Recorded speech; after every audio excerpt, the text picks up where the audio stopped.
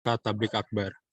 Tak lupa selawat serta salam kita haturkan untuk baginda Nabi besar Nabi Muhammad SAW beserta keluarga dan para sahabat Nabi. Yang saya hormati Bapak Ustadz Budi Jayaputra STHI MH,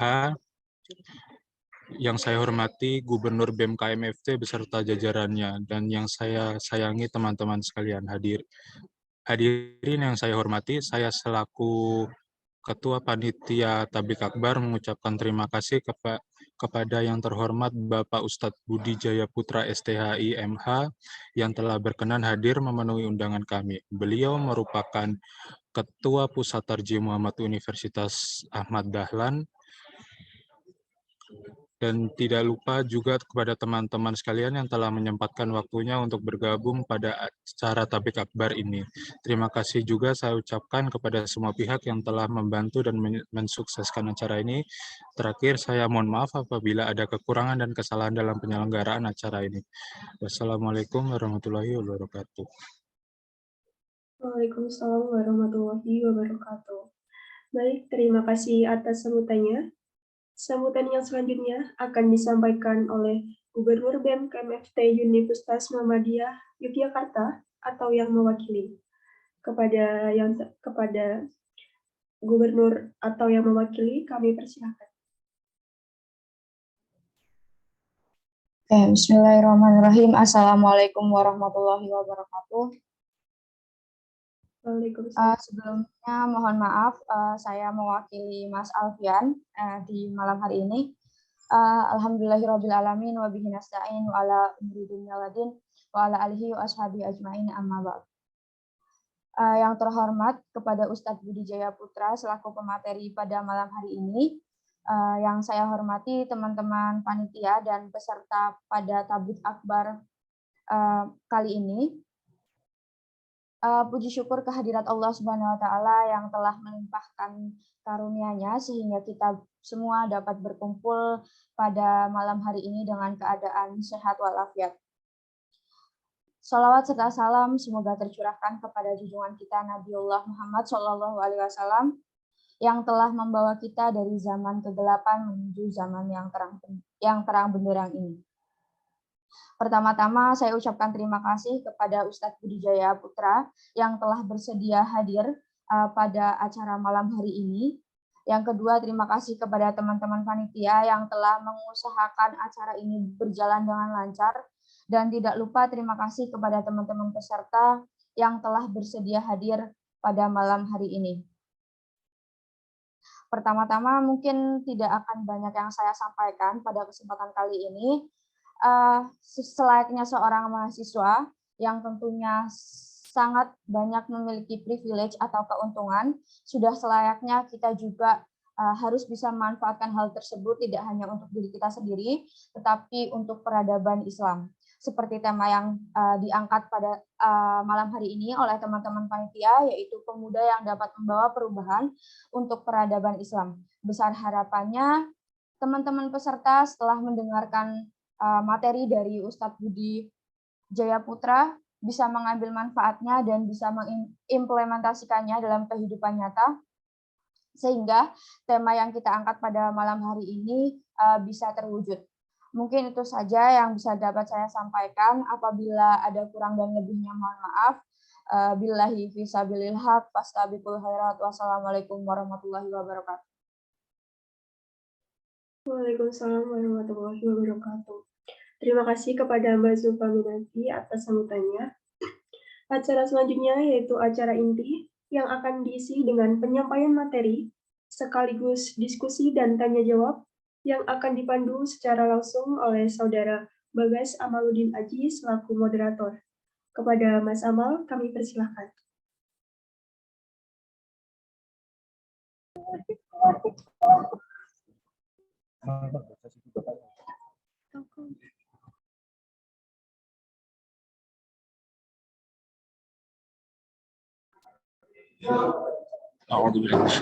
Bismillahirrahmanirrahim. Assalamualaikum warahmatullahi wabarakatuh. Alhamdulillahirabbil alamin, hamdan syukranillah, sholatan wassalaman ala Rasulillah La haula wala quwata illa billah. Rabbi shrah li sadri wa yassir li amri wahlul 'uqdatam min lisani yafqahu qawli. Amma ba'd. Pertama-tama yang paling utama, marilah kita panjatkan puja dan puji syukur kita kehadirat Allah Subhanahu wa taala yang telah melimpahkan rahmat dan hidayahnya sehingga kita dapat berkumpul dalam Zoom meeting ini secara virtual tanpa kendala suatu apapun. Kemudian yang kedua, sholawat serta salam semoga senantiasa tercurahkan kepada junjungan kita Nabi Agung Muhammad Sallallahu Alaihi Wasallam. Beliaulah sang revolusioner sejati Islam yang telah bersusah payah dengan penuh perjuangan membawa agama Islam, memperjuangkan agama Islam mulai dari zaman jahiliyah hingga menuju zaman Islamiyah seperti yang kita rasakan seperti saat ini. Kemudian tak lupa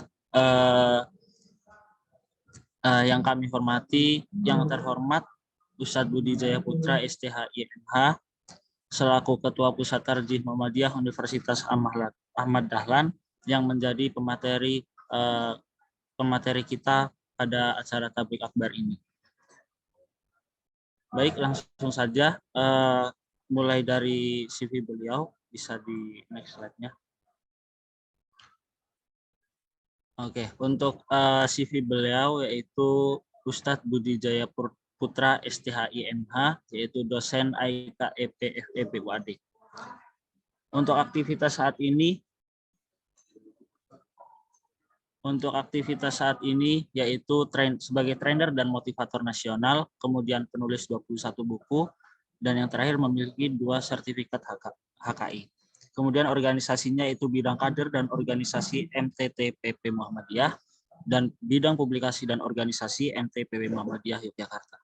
Untuk pendidikan yang telah ditempuh yaitu pendidikan ulama tarjih Muhammadiyah, PUTM, pimpinan Pusat Muhammadiyah Yogyakarta pada tahun 2003. Kemudian FAI jurusan tafsir hadis UAD Yogyakarta pada tahun 2006. Dan kemudian Magister Hukum Islam UI Yogyakarta pada tahun 2007. Untuk moto hidup dari Ustadz Budi Jayaputra yaitu jika bisa, kenapa tidak. Kemudian pengalaman kerjanya yaitu dosen AIK UAD dari tahun 2012 sampai sekarang. Kemudian dosen hadis PUTM PP Muhammadiyah Yogyakarta tahun 2007 hingga sekarang. Kemudian Kabid SDM dan Kurikulum Persada UAD tahun 2020 hingga sekarang. Dan yang terakhir Ketua Pusat Tarjih Muhammadiyah UAD tahun 2021 hingga sekarang. Kemudian mungkin bisa langsung saja kita sapa Ustadz Budi Jayaputra. Assalamualaikum Ustadz. Waalaikumsalam warahmatullahi wabarakatuh. Apa kabar Ustadz? Sehat Ustadz? Alhamdulillah sehat selalu. Teman-teman sehat semua? Alhamdulillah. Mungkin dari kami alhamdulillah masih bisa diberi kesempatan nikmat sehat, nikmat kesempatan sehingga bisa ikut serta Ustadz dalam acara takbir akbar ini dalam rangka menuntut ilmu atau dalam rangka sharing-sharing dan belajar bersama gitu Ustaz. Mungkin langsung saja Ustaz, untuk mempersingkat waktu bisa langsung saja untuk penyampaian materinya Ustaz. Silakan.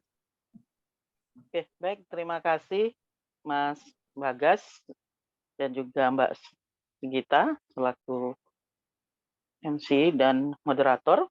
Suara saya terdengar dengan jelas, teman-teman di sana? Kedengaran Ustaz. Ya. Oke, baik. Terima kasih ya. Saya dibantu untuk tampilkan slide-nya ya, sudah ditampilkan ya. Baik, silakan dilanjutkan slide-nya. Assalamualaikum warahmatullahi wabarakatuh. Waalaikumsalam warahmatullahi wabarakatuh. Oke. Baik, alhamdulillahirabbil alamin wassalatu wassalamu ala asrofil anbiya'i wal mursalin wa ala alihi washabbihi ajmain amma ba'du.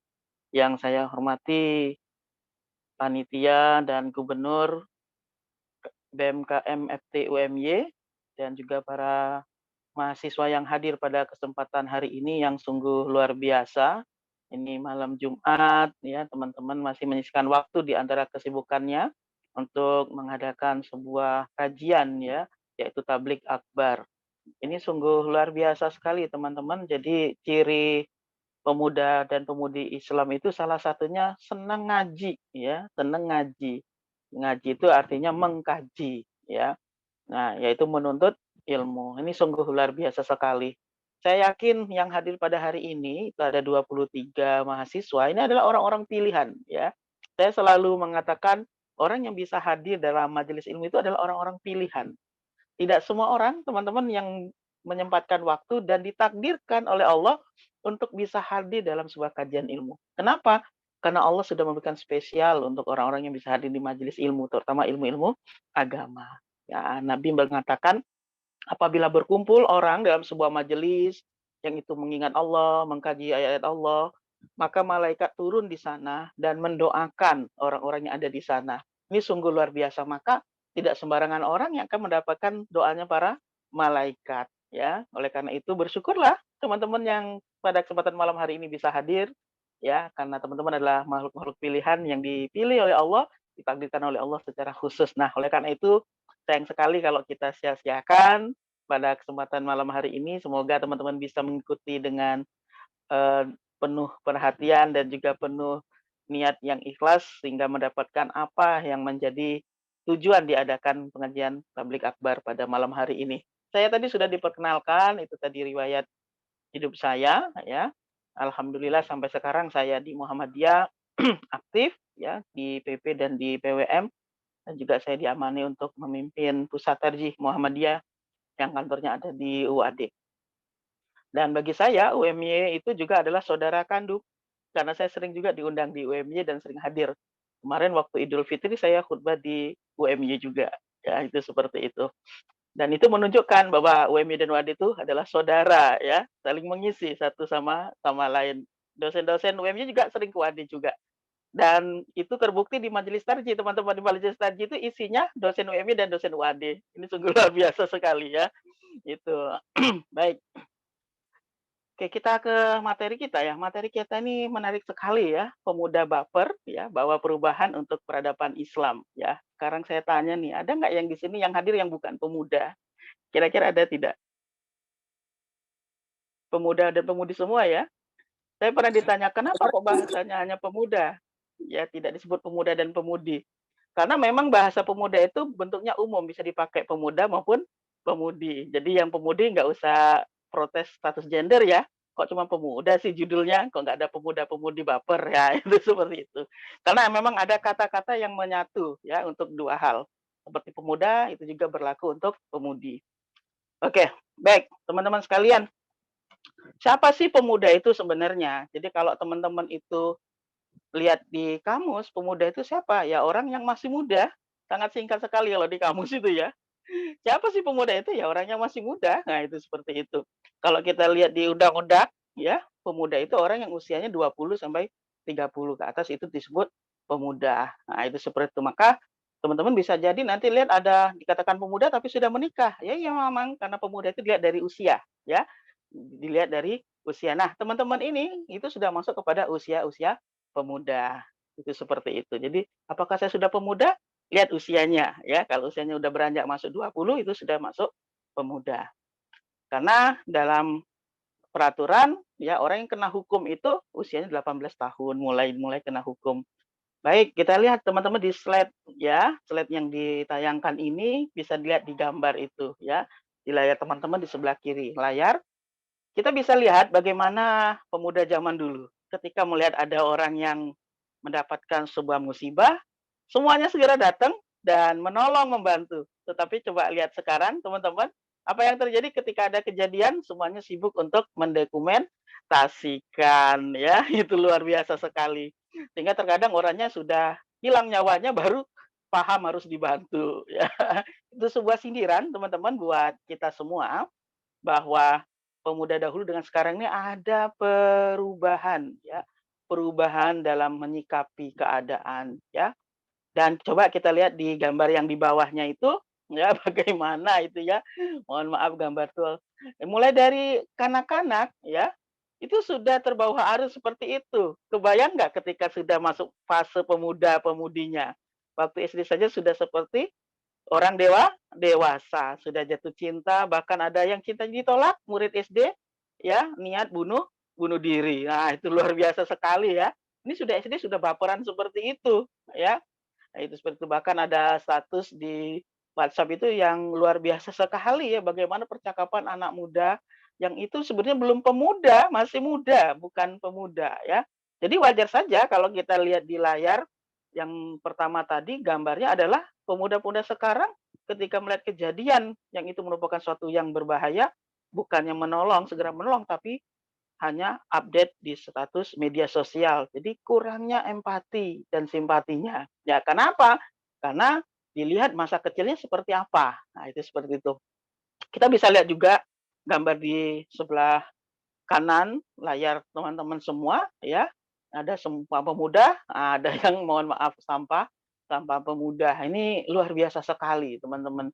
Kita melihat yang seperti ini, bagaimana dulu para pemuda itu mengangkat bambu runcing, mengangkat semangatnya, mengangkat suaranya, mengepalkan tangannya, ya, menguras pikiran dan tenaganya untuk apa? Untuk sesuatu tujuan yang luar biasa, ya, menyatukan, kemudian juga menciptakan, itulah yang dilakukan pemuda seharusnya. Nah, bagaimana dengan sekarang? Kita lihat pemuda zaman dahulu mampu bersatu demi Indonesia Raya. Pemuda zaman sekarang, mampukah kita bersatu mempertahankannya? Mempertahankan apa? Indonesia Raya. Nah, ini sebuah pertanyaan di awal, teman-teman.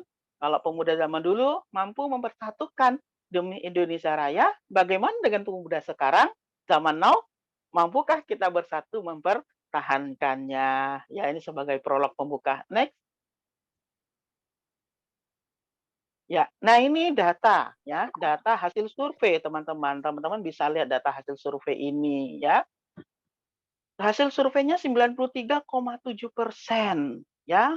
Para remaja usia SMP dan SMU itu pernah melakukan, mohon maaf ya, pernah ciuman, petting dan oral seks. Itu baru usia SMP dan SMA atau SMU. 62,7% remaja SMP sudah tidak perawan ya. 21,2% remaja SMU pernah aborsi. Nah, ini yang menarik, teman-teman. Yang menarik yang paling bawah, ya. 97% ya. 97% ya pernah nonton film porno. Nah, itu seperti itu. Kira-kira teman-teman yang hadir di sini termasuk 97% atau yang 3% kira-kira? Kira-kira teman yang hadir di sini masuk kategori mana? Yang 97% atau yang 3%? Mbak Sigita masuk yang mana kira-kira? Ya, ini hasil survei teman-teman sekalian. Jadi terbayang tidak ketika SMP dan SMU itu yang terjadi, lalu bagaimana nasibnya ketika menjadi seorang pemuda? Kebayang nggak kira-kira jadinya seperti apa? Ya, ketika dia usia SMP, SMU sudah melakukan yang seperti di layar ini, teman-teman. Kira-kira ketika jadi pemuda, apa yang akan terjadi? Apakah bisa menjadi pemuda yang mempersatu bangsa, menjadi generasi yang baper, bawa perubahan, atau sebaliknya, ia menjadi pemuda yang membawa kehancuran? Ini sebagai tanda tanya besar. Maka ini yang perlu kita khawatirkan, ya. Oke. Baik, slide-nya di next. Nah, kita bisa lihat di sini. Allah Subhanahu wa taala berfirman ya dalam surah Al-Mu'minun ayat 115, A'udzubillahi minasyaitonirrajim. Bismillahirrahmanirrahim. Afa hasibtum annama khalaqnakum abasan wa annakum ilaina la turja'un. Maka apakah kamu mengira bahwa kami menciptakan kamu itu main-main saja dan bahwa kamu tidak akan dikembalikan kepada kami? Nah, itu kata Allah. Ini sebuah pertanyaan sekaligus teguran, teman-teman mahasiswa semua. Apakah ketika kita diciptakan oleh Allah itu cuma untuk permainan dan kita tidak akan dikembalikan kepada Allah? Tidak seperti itu, ya. Ini pertanyaan sekaligus teguran. Kita itu diciptakan bukan untuk bermain-main, bukan untuk sesuatu yang sia-sia, tapi punya tujuan yang jelas. Nanti akan dipertanggungjawabkan apa yang kita lakukan. Kita bisa lihat di hadis At-Tirmizi, ya. Tidak akan beranjak kaki anak Adam pada hari kiamat dari sisi Tuhannya sampai di mana, ya, ketika dia ditanya tentang 5 perkara, tentang umurnya dihabiskan di mana, tentang masa mudanya dihabiskan untuk apa, tentang hartanya dari mana dia dapatkan dan kemana dibelanjakan, dan tentang ilmunya diamalkan untuk apa. Di sini kita bisa lihat berapa poin itu tertuju kepada kita yang sekarang ini. Usia kita di masa muda untuk apa? Kemudian masa muda kita secara khusus disebutkan oleh Nabi dihabiskan untuk apa? Nah, oleh karena itu, maka kita patut berhati-hati. Ya, teman-teman semuanya, mahasiswa semuanya. Kenapa? Karena apapun yang kita lakukan di masa muda ini sebenarnya menjadi tonggak awal dari masalah di masa depan. Ya, ketika kita menjadi seorang pemuda, itu akan menjadi tolak ukur ya untuk di masa tua kita. Ya, ketika kita menjadi seorang pemuda, itu merupakan masa-masa emas untuk menjadikan siapa kita di masa tua. Berikutlah di dalamnya bagaimana kita di akhirat nanti. Oleh karena itu kita harus paham di sini bahwa kita diciptakan oleh Allah ini dan kita sekarang posisi sebagai seorang pemuda itu memiliki peran yang penting, baik tanggung jawab kepada diri pribadi maupun terhadap lingkungan di sekitar kita. Next. Nah, ini teman-teman pernah dengar kata-kata presiden pertama kita, Insinyur Soekarno, beliau mengatakan, beri aku 10 pemuda, maka akan aku guncangkan dunia. Ya, dan pastikan di antara 10 pemuda itu adalah aku atau pribadi kita masing-masing. Nah, teman-teman sekalian yang dirahmati oleh Allah Subhanahu wa taala, kira-kira nih ada nggak yang tertarik menjadi salah satu dari 10 pemuda yang diinginkan oleh Insinyur Soekarno? Ada yang mau? Yang tertarik? Pemuda, pemudi? Ada yang mau? Mas Rizky, Mas Bagas, Mas Ahmad, Mas Yusuf, Mbak Zulfa, Mbak Aska, Mbak Cindy, Mbak Sigita, dan yang lainnya? Ada yang tertarik? Seperti yang diinginkan oleh Insinyur Soekarno? Ternyata tidak banyak yang diinginkan 10 aja. Oke. Wah, ada nih. Ya, Mas Mikael Ibrahim Gamal ya. Jadi teman-teman semuanya sebenarnya kalau pemuda itu aktif dan bertanggung jawab berfungsi sebagai seorang pemuda, tidak butuh banyak orang ya, seperti itu. Teman-teman bisa lihat tuh ya. Kenapa bisa seperti itu? Kita lihat tuh. Ali bin Abi Thalib bilang apa? Tidak dikatakan pemuda yang gagah dan berani, ya. Orang yang membanggakan kebesaran leluhurnya. Akan tetapi dikatakan pemuda yang gagah adalah pemuda yang berani mengatakan inilah saya. Nah, itu seperti itu, ya. Jadi apa yang dikatakan Ali ini adalah syarat seorang pemuda itu yang dikatakan gagah dan berani, ya. Orang yang patut dipilih menjadi salah satu dari yang diminta oleh Insinyur Soekarno itu. Ya, berdikari kalau bahasa Indonesianya. Ya, berdikari, berani berdiri di kaki sendiri. Nah, itu mandiri. Nah, itulah yang diinginkan sebenarnya pemuda yang gagah. Ya, pemuda yang diinginkan oleh semua generasi yang tidak mengatakan, yang tidak bersandar kepada leluhurnya, keluarganya, tapi dia bersandar dengan kemampuannya sendiri. Kita siapa yang tidak tahu dengan Ali bin Abi Thalib dalam kisahnya dia seorang pemuda yang pemberani, bahkan beliau menggantikan posisi Rasulullah di tempat tidur Rasulullah ketika Rasulullah ingin berhijrah. Karena Rasulullah dikepung dan ingin dibunuh, Rasul diperintahkan oleh Allah berhijrah, dan siapa yang menggantikan? Yaitu Ali bin Abi Thalib. Sehingga para pengepung dari kaum Quraisy yang ingin membunuh Nabi itu, mereka melihat, oh, Muhammad bin Abdullah masih tidur. Padahal isinya adalah Ali. Terbayang tidak jika itu terjadi sekarang? Pemuda yang menjadi pengganti, yang siap mati. Untuk apa? Untuk sesuatu tujuan yang lebih luar biasa. Ya, next. Kita bisa lihat ini ya, negara yang tangguh, salah satunya bisa dilihat dari sosok pemudanya ya. Saya pernah mendengarkan ceramahnya Zainuddin MZ. Waktu itu saya masih kecil, Jadi kami itu kalau hari Minggu atau Ahad itu habis subuh suka jalan-jalan pagi. Dan di masjid itu kalau tidak ada ceramah diputar kaset ya Zainuddin MZ. Beliau mengatakan kalau ingin merusak sebuah bangsa, maka rusaklah pemudanya. Wah, ini menarik sekali. Ya, kenapa? Karena menurut Kiai Haji Zainuddin MZ, karena pemuda itu penerus bangsa, ya. Maka negara yang tangguh itu salah satu bisa dilihat dari sosok pemudanya. Kalau kita berbicara Islam untuk membangun peradaban, lihat aja pemudanya ngapain gitu. Selama pemudanya tidak menjadi sosok yang tangguh, sosok yang cinta kepada ilmu pengetahuan dan perkembangan kemajuan ya teknologi dan ilmu pengetahuan lain termasuk dalam agama, maka jangan harap peradaban Islam itu akan muncul. Karena pemuda lah yang akan berjibaku untuk membangun itu. Itu seperti itu.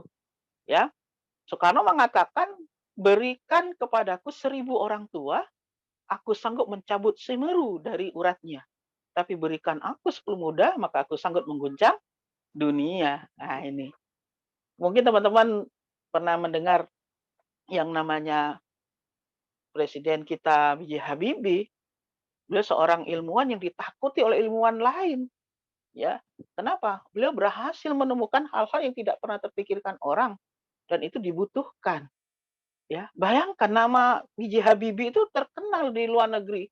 Di Indonesia saja yang kurang. Kenapa? Kita kurang informasi. Tapi kalau di luar negeri kita berbicara tentang B.J. Habibie, orang terpana itu. Ini Indonesia, ya.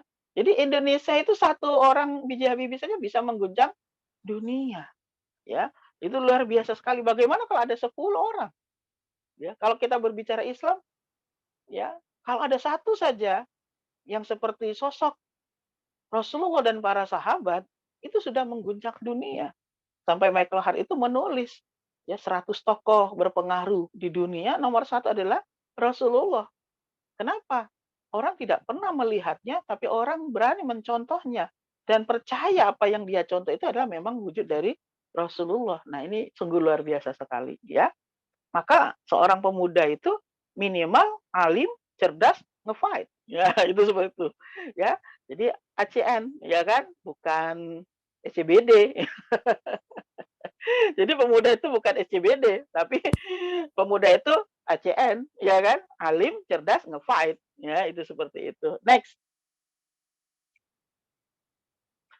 Saya tidak kebayang kalau pemudanya mengambil pergerakan seperti ya SCBD, Sudirman. Apalagi artinya SCBD? Sudirman? Ada yang tahu? Ada yang ngikutin? SCBD, Sudirman, Citayam. Terus apa lagi? B-nya apa B-nya? Bojonggede. Bojonggede. Ya, bukan Bekasi ya, Bojonggede. Ya, Sudirman, Citayam, Bojonggede. Terus lagi? D-nya apa? Depok. D-nya apa? D-nya? Depok ya. Kebayang nggak teman-teman? Anak-anak usia mereka itu belum masuk kategori apa? Pemuda, belum masuk. Ya kan? Kebayang nggak kreativitas mereka ya menjadikan Jalan Sudirman itu sebagai ajang mengangkat orang-orang menengah ke bawah yang mungkin tidak dilihat orang saat itu. Mereka berhasil mengguncang bukan hanya Indonesia, tapi bahkan ke mancanegara. Bahkan sudah masuk di Jepang. Bagaimana aksi mereka itu menyamai seperti aksinya para pemuda-pemuda Jepang. Padahal kalau lihat usia JJ itu berapa? Kita lihat usianya Roy berapa, ya kan? Belum disebut pemuda itu. Saya nggak kebayang ya kalau orang Indonesia yang usianya usia pemuda itu sebegitu mampunya mengubah pandangan orang dan mengangkat derajat. Saya ketika ditanya tentang SCBD, apa yang namanya SCBD, ini kehebatan orang Indonesia, gitu loh. Di usia yang seperti itu, mereka mampu mengangkat komunitas mereka yang awalnya dipandang sebelah mata, ya kan, ke tingkat nasional bahkan mancanegara. Kebayang nggak kalau itu pemuda dan itu mereka bernaung kepada Islam, maka pemuda baper itu membawa perubahan akan betul-betul bisa menciptakan apa yang menjadi tema kita, ya, merubah peradaban. Bagaimana mereka yang tidak dilihat orang sebelumnya dengan SCBD itu menjadi pusat perhatian. Bahkan para model pun datang ke sana pengen lihat SCBD seperti apa, ya. Instagram bermain di sana, YouTuber bermain di sana, ya kan? Artis-artis datang ke sana, bahkan diundang ke TV-TV swasta nasional. Itu kenapa? Karena mereka alim, cerdas, nge-fight. Nah, alimnya itu tanda kutip, alim di bidang apa, ya kan? Nah, itu begitu. Nah, nggak kebayang nih kalau yang datang ke kajian ini, itu melakukan hal yang sama, tapi bukan CBD yang dilakukan. Ya, tapi dalam bidang apa? Peradaban. Ini sungguh luar biasa. Maka kita menganggap bukan sesuatu yang aneh sebenarnya hal yang seperti itu, ya. Karena sosok pemuda itu sebenarnya ada di dalam Al-Qur'an. Contoh nih seperti kita lihat dalam surat Yusuf ayat 30, ya kan. Sosok pemuda yang mampu nanti membawa sebuah perubahan, itu pemuda yang seperti apa? Contohnya seperti yang dikatakan surat Yusuf ayat 30, ya. Saya langsung lihat artinya biar waktunya cukup, ya. A'udzubillahi minasyaitonirrajim. Bismillah. Qala rabbil ya qara rabbi sijnu ahabul ilayya mimma yad'unani ila akhir. Yusuf berkata, "Wahai Tuhanku, penjara lebih aku sukai daripada memenuhi ajakan mereka. Jika aku tidak engkau hindarkan dari tipu daya mereka, niscaya aku akan cenderung untuk memenuhi keinginan mereka dan tentu aku termasuk orang yang bodoh." Jadi sosok pemuda di dalam Al-Quran itu seperti apa? Agar supaya menjadi pembawa perubahan untuk peradaban Islam. Yang pertama itu harus berani. Iya, berani. Ya, kalau kita lihat ke SCBD, ada nggak keberanian mereka? Ada. Keberanian tampil beda sesuai dengan kemampuannya. Ya kan? Lalu bagaimana dengan pemuda yang hadir pada malam hari ini? Gitu ya. Jangan kalah dengan Roy. Yang perempuan jangan kalah dengan JJ, ya kan? Kalau mereka bisa mengangkat dengan sistem ya viralnya adalah Fashion Week, teman angkat dengan ilmiah, teman angkat dengan keilmuannya. Nah, itu. Mereka berani mengangkat derajat mereka dengan apa yang mereka miliki apa adanya, teman pun harus mampu berani mengangkat keilmuannya. Sehingga apa? Betul-betul bisa membawa perubahan. Berani mengatakan yang benar. Ya kan? Bukan hanya manut agar mendapatkan nilai. Nah, itu seperti itu. Oke, next, lanjut. Yang kedua, seperti apa sosok pemuda dalam Al-Quran itu? Dalam surah Al-Kahfi ayat 60, seorang pemuda itu harus punya semangat yang tinggi. Ya, wa idz qala Musa, dikatakanlah, ingatlah ketika Musa berkata kepada pembantunya. Apa yang dikatakan? Aku tidak akan berhenti berjalan sebelum sampai ke pertemuan dua laut. Atau aku akan berjalan terus sampai bertahun-tahun. Punya semangat yang tinggi. Sebelum mencapai tujuan, tidak akan pernah berhenti. Nah, itu begitu. Ya, kadang saya miris ya, saya selaku dosen, itu sering mendapati rasa tidak, apa ya bahasanya, tidak nyaman saya ketika melihat ada mahasiswa itu begitu lembeknya semangat, ya. Begitu lembeknya semangat kuliah. Ketika ditanya, "Mana tugasmu?" "Maaf, Pak, mati lampu." Itu bagi saya, wow, keren. Tapi kerennya negatif gitu loh. "Kenapa kamu tidak masuk?" "Tempat saya nggak ada sinyal, Pak." Itu jawaban yang diberikan mahasiswa. Saya merasa miris ketika melihat kondisi anak-anak SD dan SMP yang diberitakan TV, mereka harus ke hutan, naik gunung, ya kan? Bahkan ada yang wisuda di atas pohon secara online. Demi apa? Sinyal, ya kan?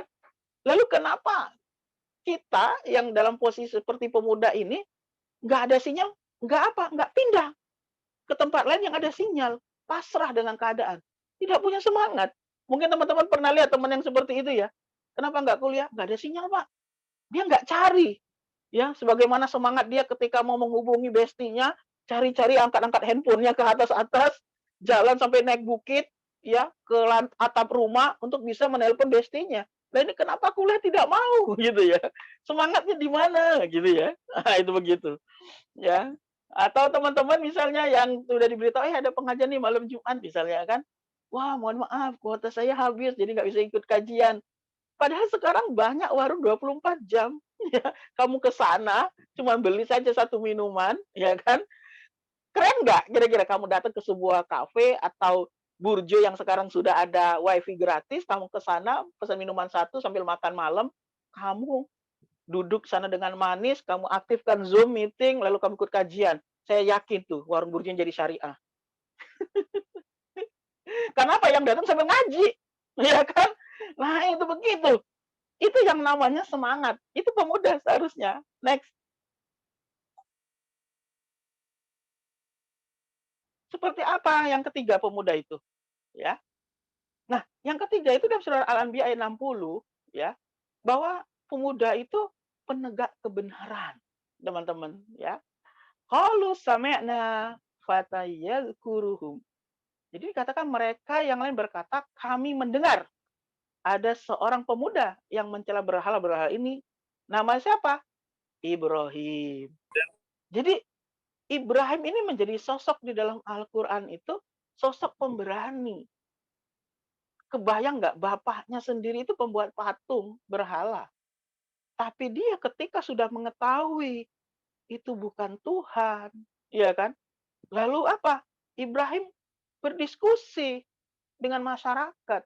Kenapa kita harus menyembah patung? Dan itu menjadi masalah besar. Sehingga ketika berhala-berhala itu hancur, orang langsung tertuju kepada Ibrahim. Kenapa? Karena Ibrahim yang sering mencela berhala itu. Dan memang pelakunya adalah Nabi Ibrahim alaihissalam. Dan bermain logikanya gitu. Ketika ditanya, apakah kamu yang menghancurkan patung ini? Apa kata Ibrahim? Coba Tuhan lihat, ya, godamnya itu ada di mana? Ada di patung yang lebih besar, berhala yang besar. Nah, dialah yang menghancurkan. Nah, itu begitu kata Ibrahim. Lalu pemimpinnya bilang apa? Bagaimana mungkin patung itu bisa menghancurkan patung? Dia kan nggak bisa ngapa-ngapain. Bicara, bergerak nggak bisa. Maka Ibrahim mengatakan, kalau memang patung itu tidak bisa apa-apa, kenapa disembah? Nah, ini menarik ya, teman-teman. Betapa beraninya Nabi Ibrahim. Termasuk berbeda dengan orang tuanya. Tapi tentunya Nabi Ibrahim ketika berbeda dengan orang tuanya, dia tidak anarkis atau tidak berakhlak, ya. Tetap akhlaknya bagus Nabi Ibrahim. Tapi dia berani untuk menyatakan kebenaran termasuk di depan pimpinan masyarakat saat itu. Nah ini menarik. Sosok pemuda itu harus berani, ya, menanggung resiko. Teman-teman mungkin pernah dengar kisahnya Bung Hatta. Bung Hatta mengatakan apa? Beliau, saya tidak akan menikah sebelum Indonesia merdeka. Wah, luar biasa sekali, teman-teman. Ya, itu, ya. Jadi, Bung Hatta sampai begitu. Kenapa? Dia wujudkan keberanian dia untuk menuju Indonesia itu merdeka. Menikah di nomor 2 kannya. Itu luar biasa sekali. Saya sudah menemukan orang seperti itu banyak, ya. Berani mengatakan seperti itu. Saya tidak akan menikah sebelum Indonesia merdeka. Saya tidak akan menikah sebelum ini, di itu. Nah, itu seperti itu. Tapi tujuannya itu bagus. Ya, kenapa? Semangat yang dia miliki, keberanian yang dia miliki untuk umat, gitu begitu ya. Kalau sekarang nggak disuruh aja udah nikah duluan ya. Nah, itu begitu. Nah, ini sebuah pertanyaan besar. Kemudian yang keempat, ya, next.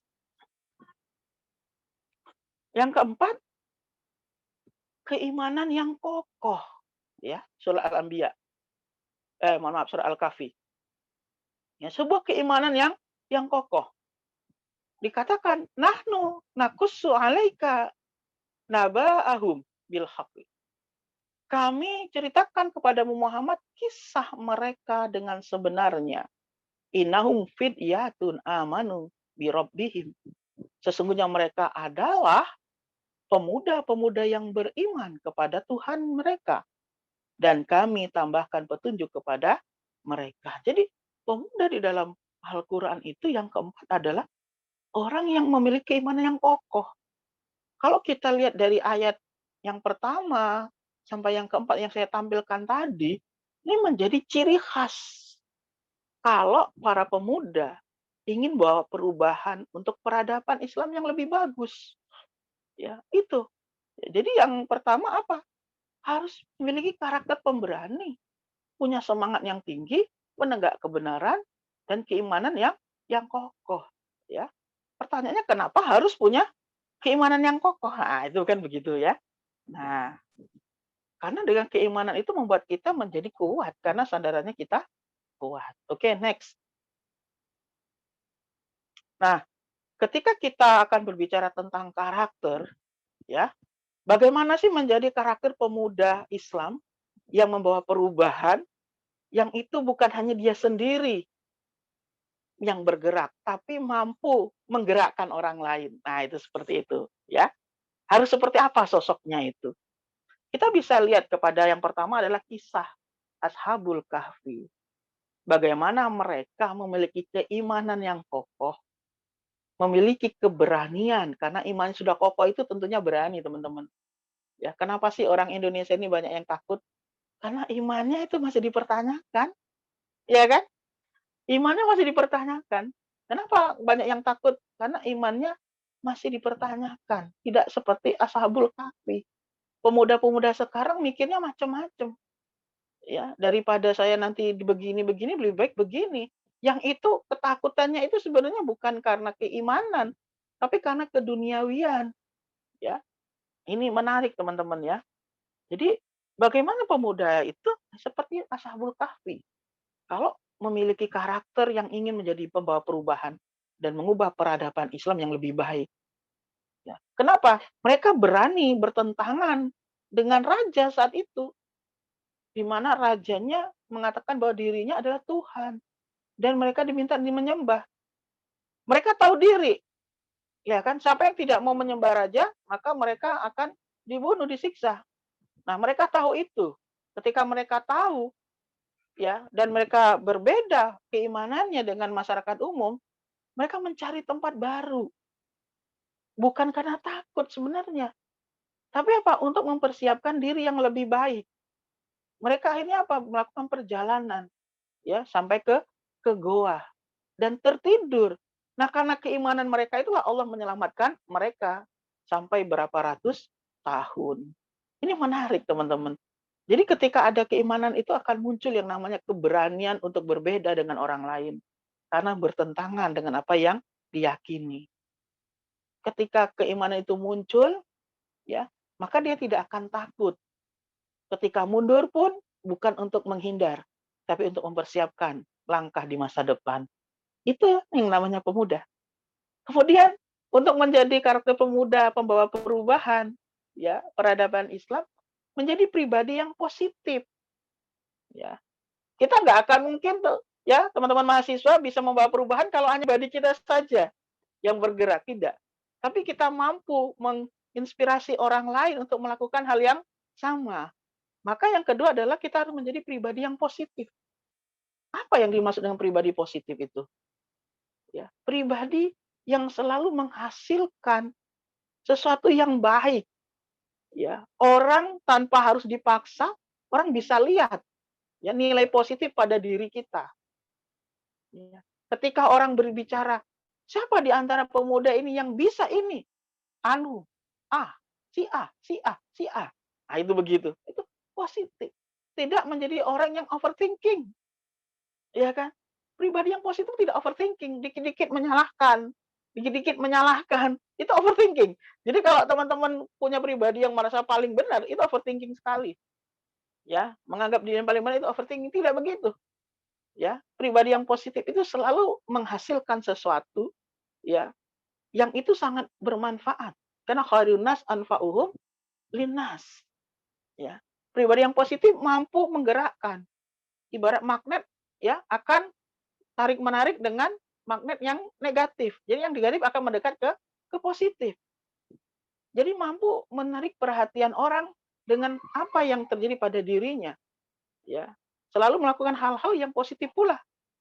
Kemudian yang ketiga, karakter pemuda yang bawa perubahan itu aktif dan produktif. Anda tidak akan bisa, kita tidak akan bisa dikatakan pemuda yang baper bawa perubahan untuk Islam, yang peradaban Islam yang luar biasa, kalau kita nggak aktif. Salah satunya aktif di organisasi. Ya, salah satunya aktif di organisasi. Saya di Muhammadiyah organisasinya cuma 2, di PWM dan PP. Ya, bahkan ada juga di ranting.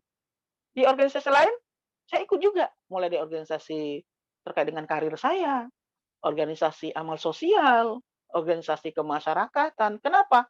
Karena seorang pemuda pembawa perubahan itu, dia harus memasyarakat, harus banyak relasi. Sehingga ide-ide dia yang menjadi pribadi positif, keimanan dia tadi, mampu mempengaruhi orang banyak. Bukan hanya untuk dirinya sendiri. Dan produktif. Kalau Anda ingin bawa perubahan, harus produktif teman-teman mahasiswa. Ya, maka saya suka menulis. Maka orang yang suka menulis harus aktif apa? Membaca. Karena lucu kalau ada yang nulis gak suka baca. Ini copy paste berarti. Ya kan begitu ya. Nah, maka ciri karakter pemuda Islam yang membawa perubahan untuk peradaban Islam itu aktif dan produktif. Anda tidak akan pernah menyampai tujuan menjadi baper pembawa perubahan untuk peradaban Islam kalau tidak aktif dan produktif. Aktif di masyarakat, produktif dalam berkarya. Ya, berkarya apa saja yang Anda mampu. Ya, tidak harus menulis. Ya, Anda bisa buat apa yang bermanfaat bagi orang untuk membawa perubahan. Ya, itu seperti itu. Bahkan ketika Ibnu Taimiyah pernah mengarang buku sangat kecil sekali tentang akidah, ya, ditanya, "Syekh, kenapa engkau mengarang bukunya tipis sekali?" Ya. Beliau mengatakan, "Tidak perlu tebal-tebal, ya. Sedikit, tipis, tapi sungguh bermanfaat untuk peradaban. Itu lebih baik daripada tidak melakukan sama sekali." Nah, itu begitu ya. Nah, jadi aktif dan produktif. Maka mahasiswa yang tidak suka organisasi sepertinya agak sulit untuk memilih karakter pemuda baper, pembawa perubahan. Kenapa? Karena pembawa perubahan itu bukan untuk pribadi, tapi untuk semua orang. Ya. Kemudian yang keempat, solutif. Ya, kalau dengar kata solutif, ingat apa, teman-teman kira-kira? Ingat apa? Film apa? Kalau ingat solutif, hmm? Jadi orang tuh yang solutif. Ingat dengan siapa kira-kira? Hmm? Ada film yang di Gunung Kidul? Ada yang ingat? Yang fenomenal? Karya anak bangsa? Siapa? Ada yang ingat nggak? Yang naik truk ibu-ibu? Ada satu kata yang di mana dipakai orang. Jadi orang itu yang solutif. Ya. Nah, pemuda yang ingin menjadi pembawa perubahan untuk peradaban Islam itu harus menjadi solusi, ya, memiliki apa? Solusi yang luar biasa, menjadi bagian, ya, bagian solusi yang memberikan solusi, bukan masalah. Itu baru bisa dikatakan baper, pembawa perubahan. Ya, betul, film Tilik ya. Ya, ini Mas Michael Ibrahim Gamal aktif juga ikut ya. Film Tilik. Ya, kita harus jadi solutif itu seperti apa, ya. Nah, jadi jangan pernah mengatakan sudah berbuat, tetapi Anda menjadi bagian dari masalah. Berbuat itu Anda menjadi bagian dari solusi, ya. Maka karakter pemuda Islam itu adalah harus mampu memberikan solusi dan itu yang dimiliki mahasiswa. Mahasiswa itu adalah yang memegang solusi, ya. Itu. Kemudian yang terakhir ada berwibawa, teman-teman. Nah, ini yang kadang saya masih berpikir panjang. Berapa banyak para pemuda itu tidak memiliki wibawa sebagai generasi muda. Ya, tidak sedikit orang memandang miring ketika melihat para pemuda yang bukan bagian solusi tapi jadi bagian masalah, ya.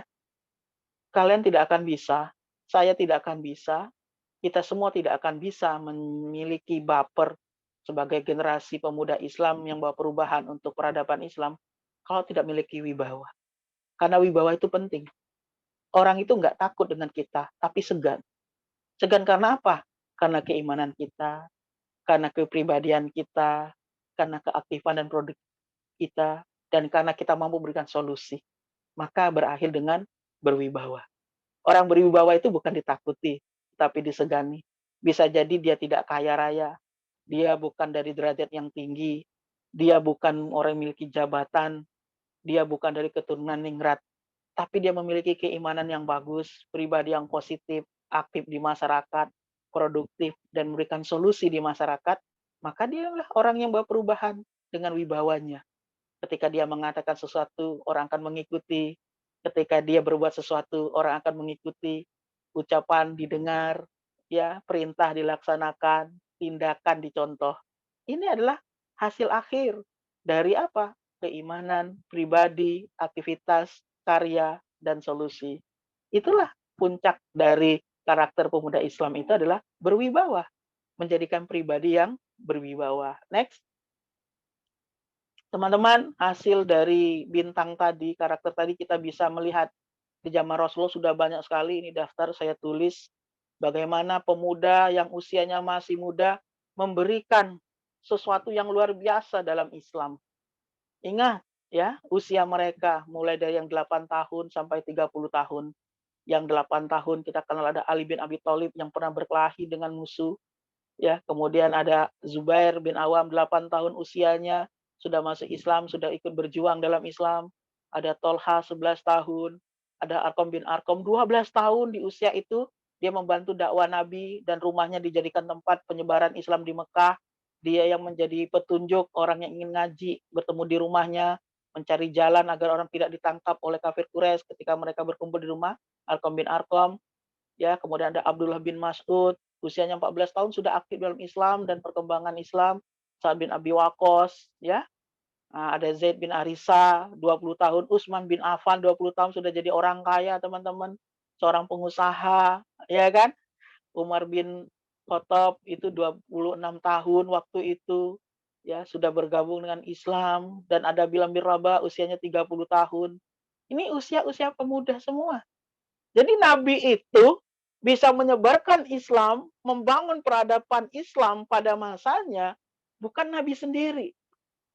Karena Nabi diangkat, Muhammad bin Abdullah diangkat menjadi Nabi itu usia 25 tahun. Kemudian diangkat menjadi Rasul usia 40 tahun. Kenapa Nabi bisa sehebat itu? Itu karena banyaknya pemuda-pemuda yang tangguh yang mendampingi beliau. Gitu seperti itu. Jadi kalau teman-teman ya menjadi orang yang tangguh, keimanannya, kepribadiannya, ya, memiliki karya, memiliki aktivitas solutif, berwibawa, maka teman-teman itu yang akan membawa peradaban. Seperti bagaimana orang-orang yang di sekitar Nabi, Ali pemberani, ya kan? Bilal bagaimana keimanannya, ya, Utsman bin Affan punya karya usaha yang sampai sekarang hartanya masih ada, ya, Umar bin Khattab, ya, yang disegani orang muslim maupun orang kafir, ya. Ini sungguh luar biasa sekali, teman-teman sekalian. Jadi jangan dianggap Islam itu tumbuh besar karena orang-orang tua di samping kanan kiri Nabi, tidak. Tapi Nabi menjadi semangat dan mampu membuat peradaban Islam itu karena didampingi oleh anak-anak muda. Indonesia pun, teman-teman, bisa merdeka itu karena anak muda. Muhammadiyah pun bisa berkembang sampai sekarang ini karena murid-murid Kiai Ahmad Dahlan itu anak-anak muda. Kenapa? Karena anak muda memang membawa perubahan jika memang mereka menyiapkan diri untuk itu. Nah, usia-usia teman-teman ini masih usia-usia anak muda yang produktif. Usia-usia yang bisa menjadi apa? Menjadi baper pembawa perubahan. Usia-usia yang bisa membangun peradaban, teman-teman ya. Jadi sungguh rugi nih kalau usia-usia emas teman-teman cuma dijadikan rebahan, ya kan? Kalau rebahan bermanfaat, ya bisa saja rebahan jadi manfaat. Tapi sangat sedikit rebahan itu bermanfaat teman-teman ya, karena sangat sedikit orang yang bekerja di rumah sambil tidur menghasilkan uang, sangat sedikit sekali. Oke, next. Ya. Lalu tipsnya apa? Ya. Tips untuk menjadi pemuda yang dapat membawa perubahan. Ya, agar mudah untuk menjadi sosok karakter tadi, bisa menjadi sosok yang tangguh seperti para sahabat yang sudah saya tampilkan banyak tadi.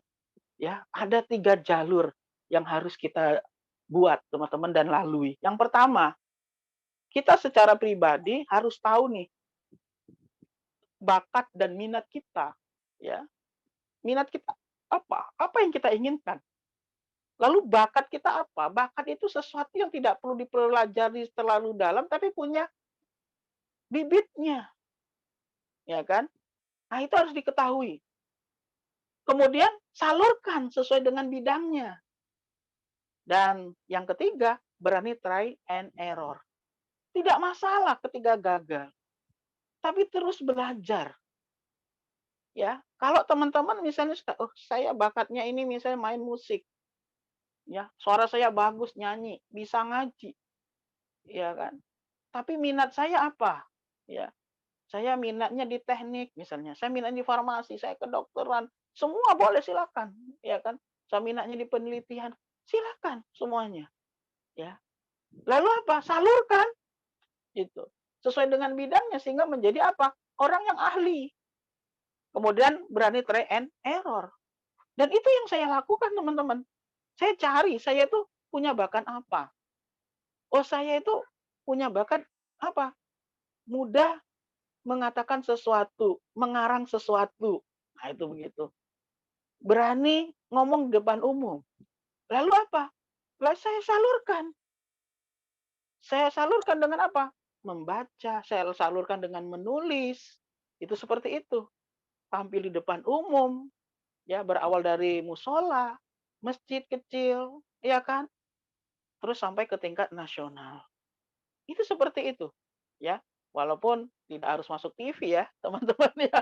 Itu begitu. Tidak harus menjadi yang viral membawa perubahan itu, ya. Tapi bisa dirasakan orang. Kemudian harus berani mencoba dan berani menghadapi kegagalan, ya. Itu. Tidak ada orang yang langsung sempurna. Ini tips kalau ingin membawa perubahan. Jangan menjadi orang yang bingung, ya. Jangan menjadi orang yang bingung. Sampai bangun tidur aja bingung. Pernah nggak teman-teman bangun tidur mau ngapain ya? Kalau itu terjadi, teman-teman bingung bangun tidur mau ngapain, berarti teman-teman belum menyiapkan untuk membawa perubahan. Orang yang bawa perubahan tuh bangun tidur udah jelas tuh mau ngapain, ya. Bangun tidur, oh saya mandi ini nanti setelah itu saya mau begini, hari ini mau begini. Itu ciri orang yang sudah membuat ya time schedule dan menjadi ciri orang yang membawa perubahan. Tapi kalau bangun tidur mau ngapain ya hari ini, masih bingung. Nah, itu berarti teman-teman belum bisa untuk membawa sebuah perubahan. Karena pemuda yang membawa perubahan itu, dia sudah tahu apa yang harus dilakukan. Karena dia sudah menemukan bakat, minat, disalurkan kemana, itu seperti itu. Apa yang harus dilakukan. Nah, itu ya, saya ditanya, apa itu Ustadz, cirinya kalau orang itu sudah mampu membawa sebuah perubahan dan menjadi orang yang mampu membawa orang lain kepada kebaikan, dia tahu apa yang harus dia lakukan sejak bangun tidur. Itu seperti itu, ya. Itu. Oke, ya next. Ibnu Abbas pernah berkata, tidaklah Allah itu mengutus seorang nabi melainkan pemuda, dan seorang alim tidak diberi ilmu pengetahuan oleh Allah melainkan di waktu masa mudanya. Teman-teman, kira-kira apa sih yang diinginkan oleh Ibnu Abbas ini? Silakan, ada yang mau menjawab? Mas Ahmad Yusuf mungkin? Kira-kira apa yang dimaksud oleh Ibnu Abbas ini? Silakan, Mas Ahmad Yusuf. Yang lain boleh juga. Kira-kira apa sih yang diinginkan oleh Ibnu Abbas ini?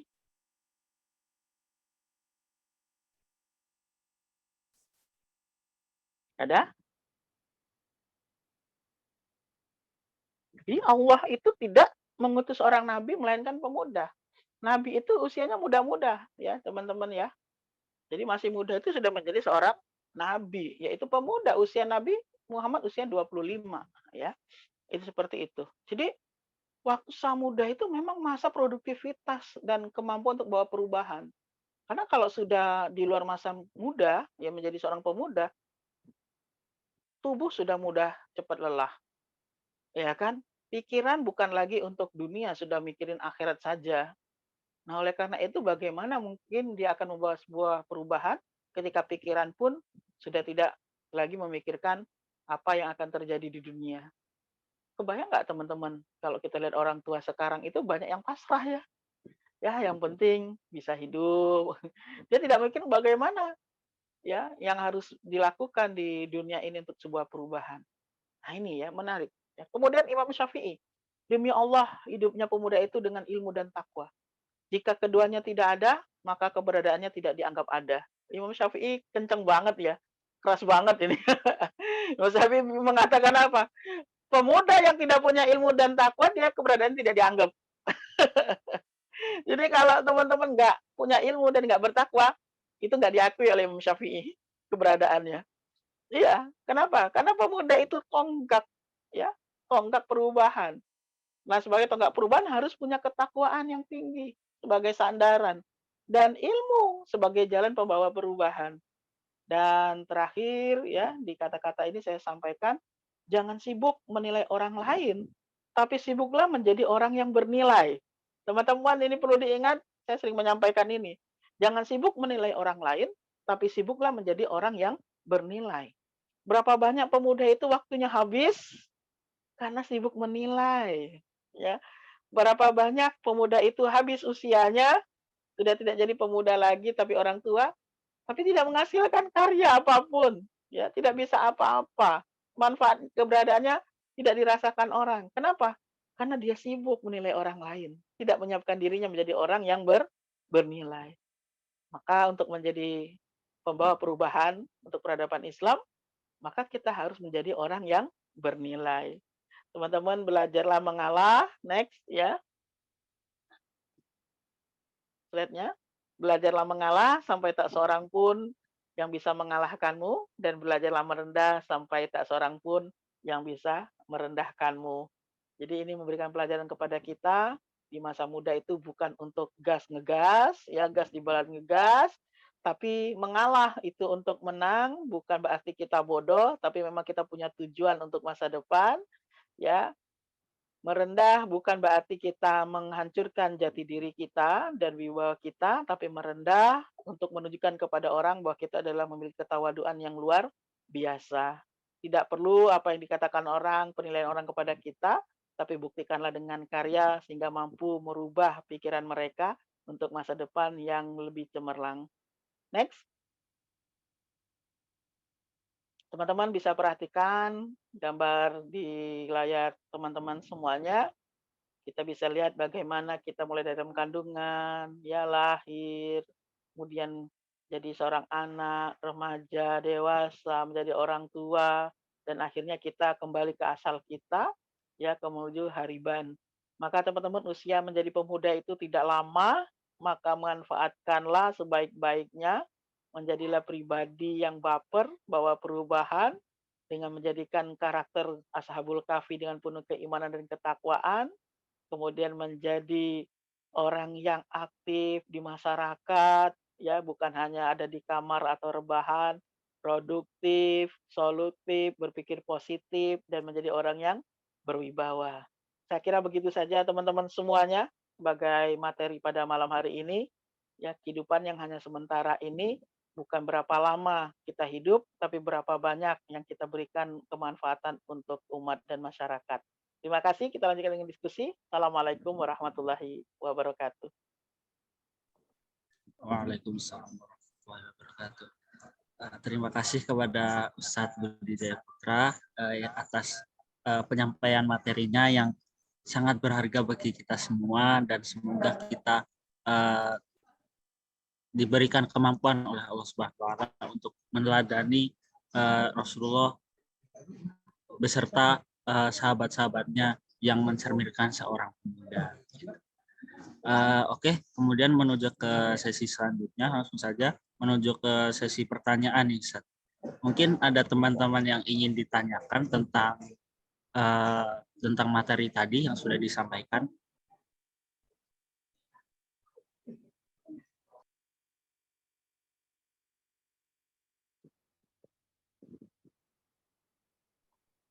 Gimana teman-teman, ada?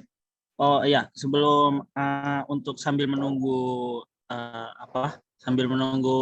untuk menyiapkan pertanyaan, ini sudah disediakan untuk link presensi. Silakan untuk teman-teman sekalian untuk silakan bisa presensi yang bisa mengklik link yang ada di kolom chat untuk presensi.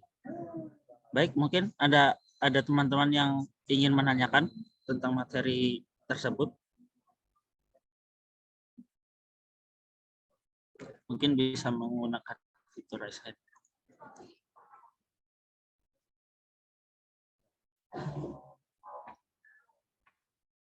Baik, sepertinya belum ada ya. mungkin sebagai pemancing, mungkin saya akan bertanya terlebih dahulu, Ustaz. Mungkin pertanyaan dari saya itu seperti ini. Dalam menjadi seorang pemuda itu, zaman dahulu dan zaman sekarang kan memiliki sifat yang berbeda ya, Ustaz ya. Seperti yang Ustaz katakan tadi di awal, zaman saat dulu dan pertama memiliki beberapa hal yang berbeda gitu. Kalau semisal pertanyaan saya begini, kalau semisal kita ingin meneladani dengan mengikuti mengikuti sifat-sifat zaman dahulu yang mencerminkan seorang pemuda, kalau di zaman ini kan bisa dibilang kalau kita melihat realita itu hanya sebagian kecil yang masih meneladaninya. Nah, kalau semisal dalam hal ini masih terbilang sangat kecil, orang-orang yang meneladani dengan cara ikut sifat mereka, mengikuti sifat mereka yang mencerminkan pemuda, pastinya akan menimbulkan rasa gengsi atau rasa nggak percaya diri gitu, Ustaz. Karena kan mungkin sifat yang kita teladani itu menjadi tidak lazim di pandangan orang-orang yang tidak meneladani tersebut, Ustaz. Nah, itu kan bagi sebagian orang akan memunculkan sifat gengsi atau sifat tidak enak untuk sebagai kita yang masih berusaha meneladani mereka yang mencerminkan sifat pemuda itu, Ustaz. Mungkin tanggapan Ustaz gimana? Oke, baik. Terima kasih ya. Sekarang itu muncul fenomena yang aneh bagi saya ya. Apa fenomena yang aneh yang muncul? Kita itu sering mengatakan kalau Barat itu memiliki Islamfobia. Ternyata di Indonesia itu Islamfobia itu ada. Siapa? Ya pemuda-pemudinya sendiri. Ya kan? Kita sering menuduh orang-orang Barat itu Islamfobia, Islamfobia. Tanpa sadar kita lihat di negara kita sendiri yang mayoritas Islam ini terjadi Islamfobia. Ya, merasa takut ya menampilkan seperti apa muslim sesungguhnya. Khawatir kita tidak memiliki teman karena kita berjalan di atas garis din kita.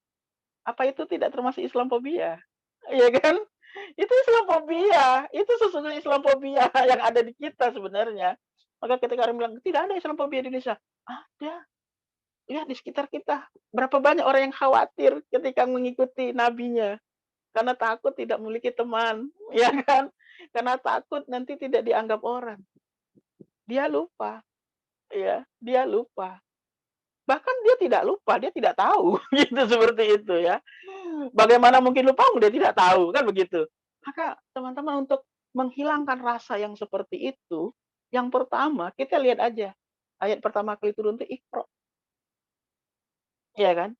Tapi masalahnya kita ini minat bacanya kecil. Saya pernah ya bertanya kepada orang yang ngomongkan kita harus contoh Nabi, kita harus contoh Nabi, berperilaku seperti Nabi. Saya tanya orang tersebut, Anda punya buku Sirah Nabawi nggak? Gitu, kan gitu ya. Kaget dia ketika saya tanya itu. Anda punya buku Sirah Sahabat, minimal Khulafaur Rasyidin nggak? Kaget lagi dia. Ketika dia terdiam, saya tanya, bagaimana mungkin Anda akan menyampaikan Islam dengan sesuai mencontoh Nabi? Anda dengan pedenya tadi, contoh Nabi, tapi orang sekitar Anda merasa risih dengarnya. Penyebabnya bukan mereka tidak mau mencontoh Nabi, karena Anda sebenarnya tidak mempersaksikan mencontohkan Nabi itu sendiri. Kok bisa, Ustaz?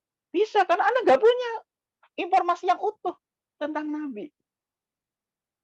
Ya kan? Bagaimana mungkin kita bisa pede menjadi pemuda bawa perubahan peradaban Islam? Kita nggak tahu Islam itu sebenarnya seperti apa.